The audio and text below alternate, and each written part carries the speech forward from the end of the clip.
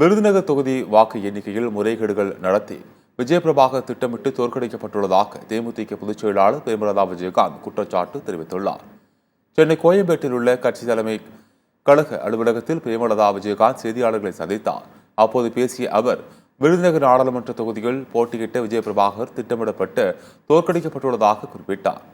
13வது சுற்று வாக்கு எண்ணிக்கையில் முறைகேடுகள் நடந்திருப்பதாகவும் தேர்தல் அலுவலருக்கு அழுத்தம் கொடுக்கப்பட்டிருப்பதாகவும் அவர் குற்றச்சாட்டு தெரிவித்தார். சிறிது நேரம் வாக்கு எண்ணிக்கை முடங்கியதற்கான காரணம் குறித்து உரிய பதிலளிக்க வேண்டும் என்றும் அவர் வலியுறுத்தியுள்ளார். இன்னைக்கு தமிழகம் முழுவதும் 40 தொகுதிகளிலும் போட்டியிட்ட வேட்பாளர்கள் பல லட்சம் வாக்குகள் வித்தியாசத்திலே தோல்வியுற்றிருக்கிறார்கள். விஜயபிரபாகர் அவர்களும் அதே போல பல லட்சம் ஓட்டு வித்தியாசத்துல தோல்வி விட்டிருந்தால் அந்த நிமிடமே அந்த தோல்வியை நாங்கள் மனதார ஏற்றுக்கொண்டு ஆமாம் தோல்வி என்று ஒப்புக்கொண்டிருக்கோம். ஆனால் இது திட்டமிடப்பட்டு விஜயபிரபாகர் அவர்கள் சூழ்ச்சியால் வீழ்த்தப்பட்டு இருக்கிறார் என்பதுதான் உண்மை. அது ஆர்ஓ அவர்கள் ஒரு கணக்கை எழுதி கொண்டு வந்து ஆர்ஓ கிட்ட கொடுக்கிறார். ஆர்ஓ தான் அதை அறிவிக்கிறார்.